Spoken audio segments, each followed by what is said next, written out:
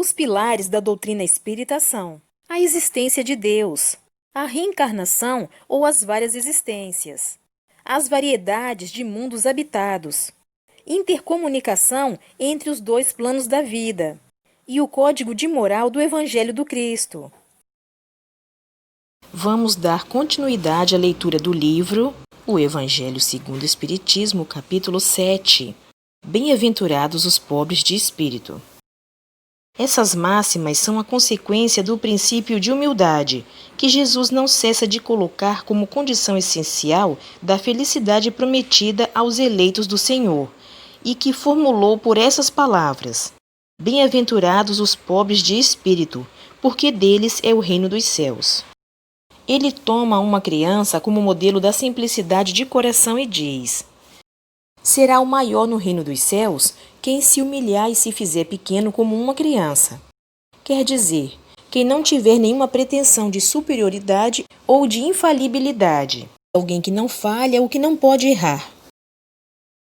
O mesmo pensamento fundamental se encontra nessa outra máxima: que aquele que quiser tornar-se o maior, seja vosso servidor.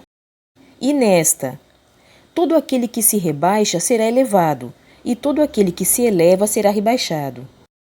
O Espiritismo vem sancionar a teoria pelo exemplo, em nos mostrando grandes no mundo dos espíritos aqueles que eram pequenos na Terra, e frequentemente bem pequenos, aqueles que nela eram os maiores e os mais poderosos.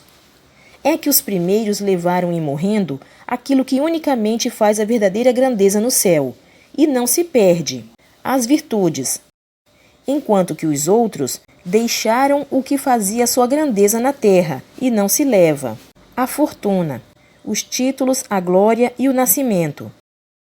Não tendo nenhuma outra coisa, eles chegam no outro mundo desprovidos de tudo, como náufragos que tudo perderam, até suas vestes. Não conservaram senão o orgulho que torna sua nova posição mais humilhante, porque vem acima deles e resplandecentes de glória aqueles que espezinharam na terra.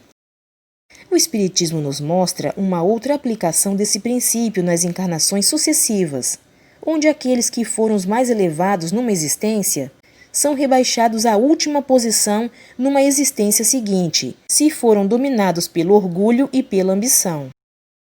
Não procureis, pois, o primeiro lugar na terra, nem vos colocar acima dos outros, se não quereis ser obrigados a descer. Procurai, ao contrário, o mais humilde e o mais modesto, porque Deus saberá vos dar um lugar mais elevado no céu se o merecerdes. Mistérios ocultos aos sábios e aos prudentes. Então Jesus disse estas palavras: Eu vos rendo glória, meu Pai, Senhor do céu e da terra, por haverdes ocultado essas coisas aos sábios e aos prudentes, e por as ter revelado aos simples e aos pequenos. São Mateus capítulo 11, versículo 25. Pode parecer singular que Jesus renda graças a Deus por ter revelado essas coisas aos mais simples e aos pequenos, que são os pobres de espírito, e de tê-las ocultado aos sábios e aos prudentes, mais aptos em aparência a compreendê-las. É preciso entender, porém, pelos primeiros, os humildes que se humilham diante de Deus e não se creem superiores a todo mundo. E pelos segundos, os orgulhosos, envaidecidos de sua ciência mundana, que se creem prudentes porque negam, tratando Deus de igual para igual quando não o negam, porque na antiguidade, prudente era sinônimo de sábio. Por isso Deus lhes deixa a procura dos segredos da terra e revela-os do céu aos mais simples e aos humildes, que se inclinam diante dele. Ocorre o mesmo hoje com as grandes verdades reveladas pelo Espiritismo. Certos incrédulos se espantam de que os espíritos façam tão poucos esforços para os convencer. É que estes últimos se ocupam daqueles que procuram a luz de boa fé e com humildade, de preferência aqueles que creem possuir toda a luz, e parecem pensar que Deus deveria estar muito feliz em conduzi-los para si, provando-lhes que existe. O poder de Deus brilha nas pequenas como nas grandes coisas. Ele não coloca a luz sobre o alqueire, uma vez que a derrama com abundância por toda a parte. Cego, pois, aqueles que não a veem. Deus não quer lhes abrir os olhos à força, uma vez que lhes apraz tê-los fechados. Sua vez virá, mas é preciso primeiro que sintam as angústias das trevas e reconheçam Deus, e não o acaso na mão que atinge seu orgulho. Ele emprega para vencer a incredulidade os meios que lhe convêm segundo os indivíduos. Não cabe ao incrédulo prescrever-lhe o que deve fazer e dizer-lhe: se quereis me convencer, é preciso para isso escolher esta ou aquela maneira, tal momento antes que um outro, porque esse momento está na minha conveniência. Que os incrédulos não se espantem, pois, se Deus e os espíritos, que são os agentes da sua vontade, não se submetem às suas exigências. Que se perguntem o que diriam se o último de seus servidores quisesse se impor a eles. Deus impõe suas condições e não se sujeita às deles. Escuta com bondade aqueles que a ele se dirigem com humildade, e não aqueles que se creem mais do que ele. Deus disse-á: não poderia atingi-los pessoalmente com sinais manifestos, em presença dos quais o incrédulo mais endurecido deveria se inclinar? Sem dúvida, ele o poderia. Mas então, onde estaria seu mérito? E, aliás, de que isso serviria?